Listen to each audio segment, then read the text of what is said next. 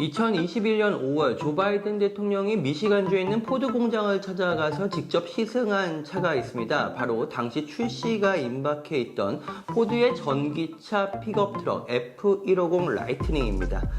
미국 자동차 시장의 전설적인 베스트셀러가 바로 이 차입니다. 이 미국인들의 라이프를 가장 잘 표현하는 차가 이 차라고도 합니다. 그래서 미국 전기차 시장에서 누가 픽업 트럭을 선점하느냐는 굉장히 중요한 문제입니다. 특히 포드한테는 생존이 걸린 사안입니다. 하지만 모두가 알다시피 현재 전기차 시장의 압도적인 강자는 테슬라입니다. 전기차 라인업부터 충전 인프라까지 이 테슬라를 따라올 곳은 없습니다. 그래서 전통의 포드가 테슬라의 무릎을 사실상 꿇었습니다. 그리고 그 뒤를 제너럴 모터스까지 따라갔습니다.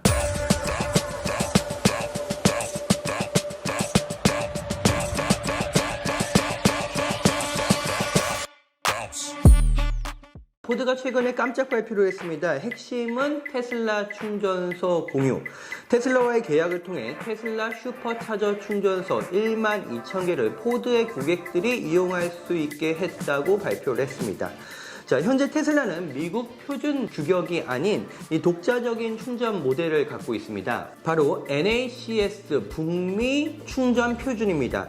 국가 표준이 아닌데 테슬라가 표준이라는 말을 마음대로 갖다 붙였습니다. 그런데 포드가 앞으로 고객들에게 이 어댑터를 제공을 해서 테슬라 충전기에 접속해서 테슬라 충전소에서 충전할 수 있도록 하겠다 이렇게 밝혔습니다.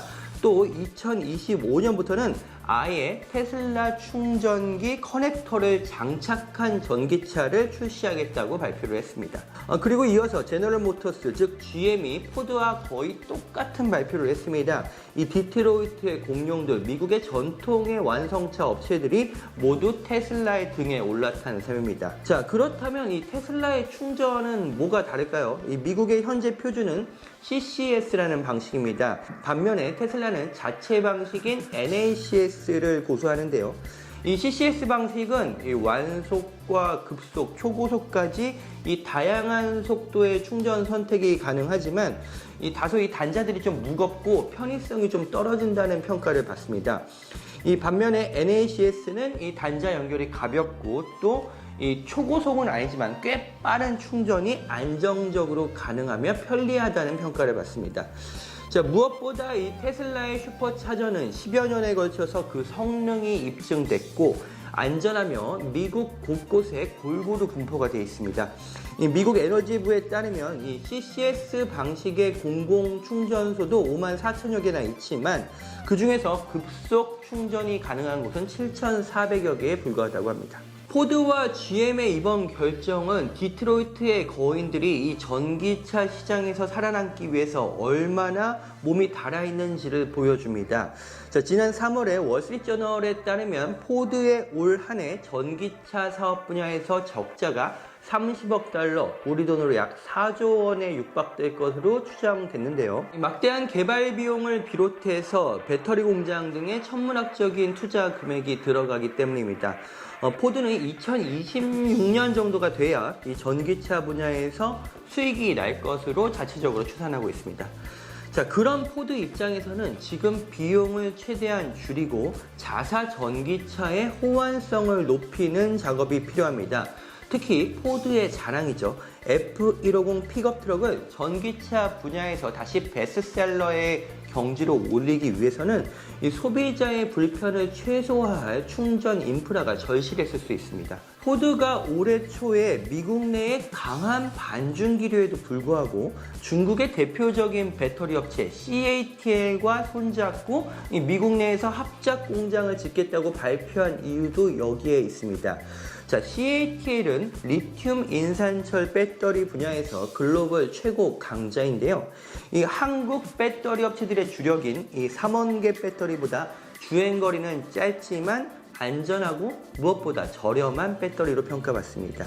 자, 미국 테슬라도 상하이 공장에서 CATL의 배터리를 받아서 전기차를 만드는데요. 이 미 정치권의 반중 기류가 어찌됐든 일단 내가 살아야겠다는 그런 기류가 포드 내부에 굉장히 강한 셈입니다. 자, 이런 절박함은 GM 역시 마찬가지입니다. 이미 GM이 이 대중적인 전기차를 표방하며 만들었던 쉐보레 볼트는 싸늘한 시장의 평가 속에서 단종이 되는 상황입니다. 자, GM과 포드가 테슬라의 충전 시스템에 합류하면서 나머지 자동차 회사들과 충전 업체들도 결국 테슬라에 합류할 것으로 보입니다. 이 미국 전기차 시장의 1, 2, 3위가 테슬라, 포드, GM입니다. 사실상 테슬라 충전 독주 시대가 열릴 수 있는 셈입니다.